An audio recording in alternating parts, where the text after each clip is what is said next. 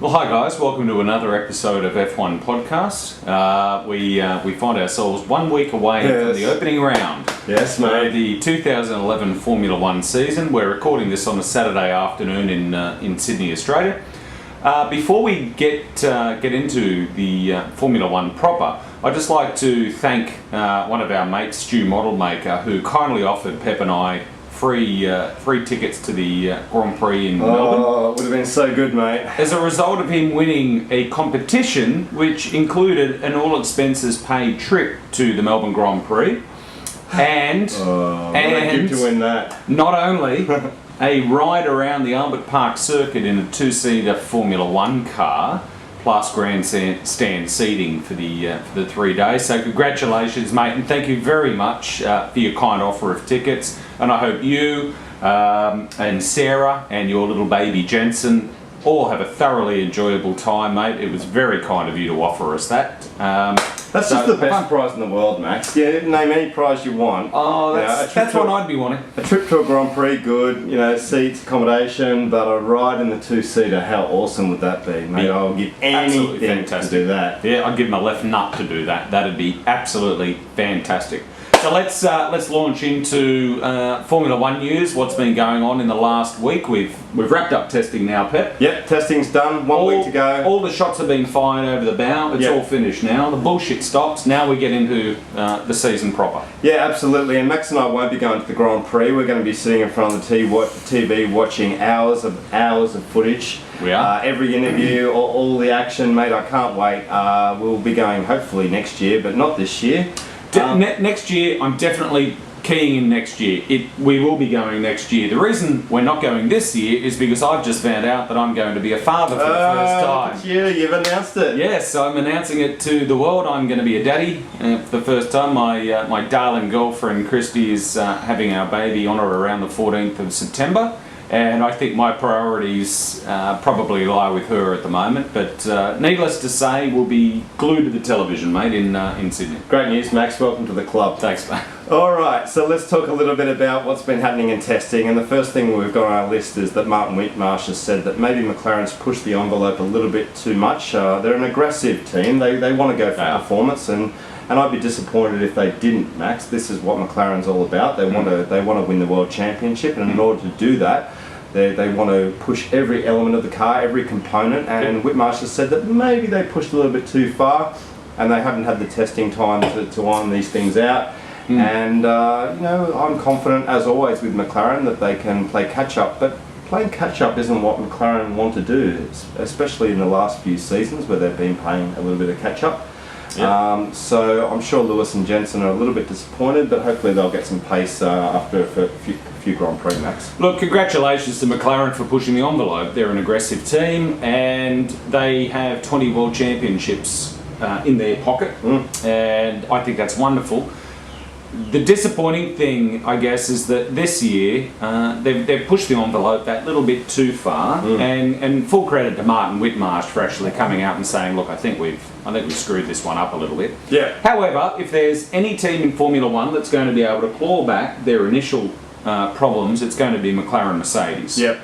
I would say similar to Ferrari. But they've pushed the envelope, there's no doubt about that. I would suggest that Jensen and Lewis are a little bit concerned. They're towing the company line, which is what they should be doing.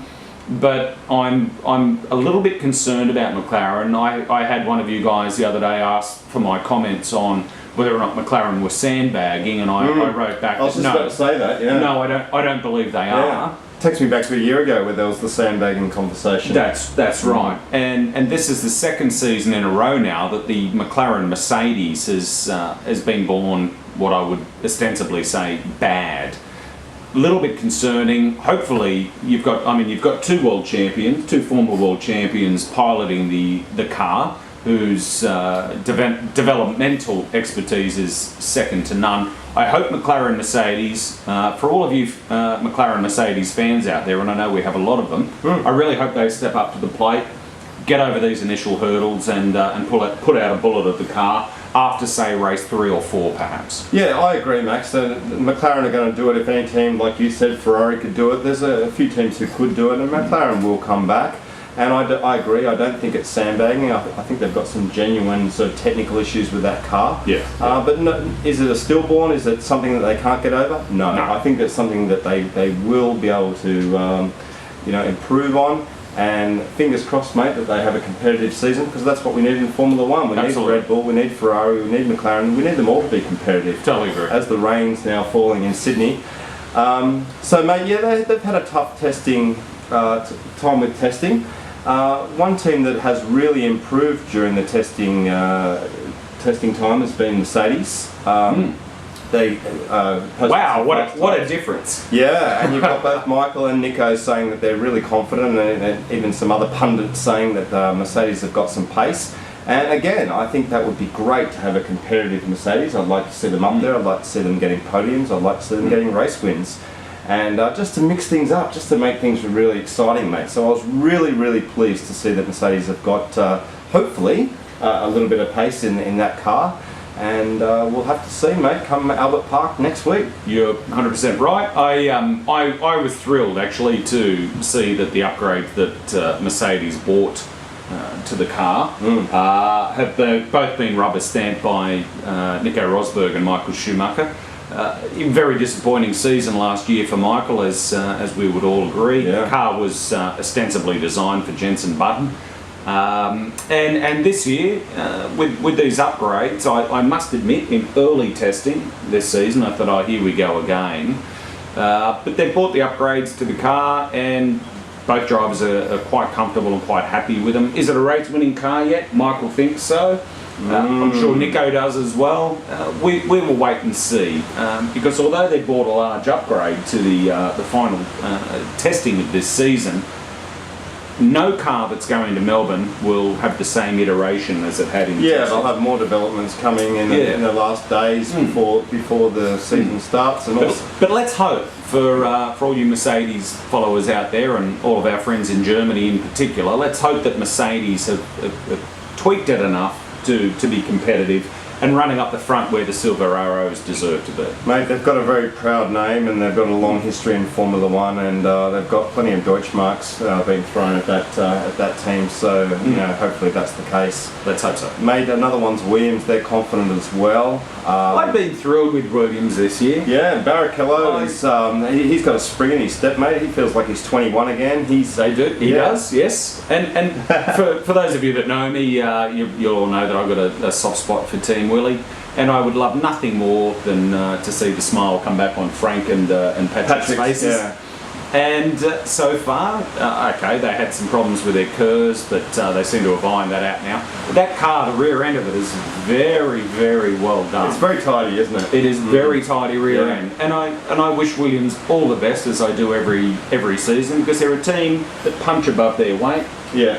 They don't have the backing of a lot of other teams, but they still produce wonderful Formula One cars, and I really hope that translates into results this year. We've got young Pastor Maldonado partnering the veteran. Yes. He's got to prove himself. Rubino. Yeah.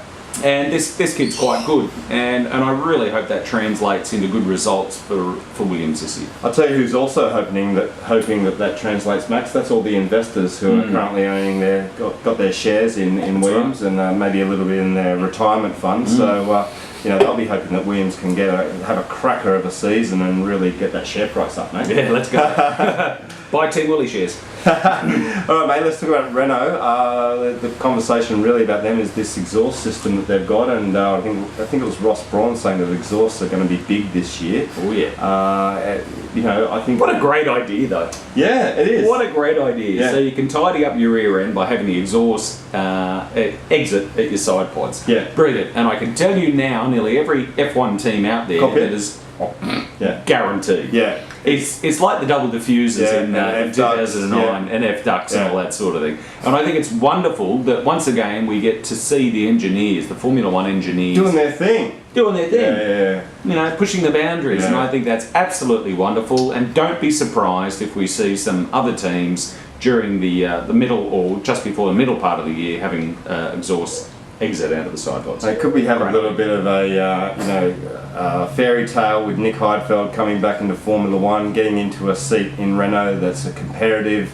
getting up there, having a love to podium. see It that, takes mate. me back to Braun, where they were sort of struggling after Honda, and then suddenly Jensen's winning races. It was Yeah. a real fairy tale, and maybe we'll have the same with Renault. Maybe I we'll would have love Renault up there. Mate, I would love nothing more than to see Renault back at the pointy end of Formula One, and I would love nothing more than to see Nick Heidfeld get his maiden Formula One victory. You never know. That would be a never story, know. mate. That would be a story. Come on, black and Nick. gold Renault. That would be absolutely fantastic, Great. mate. Be great. Yeah, so it's really exciting for them, and hopefully a good season ahead, mate. Yeah, fingers crossed.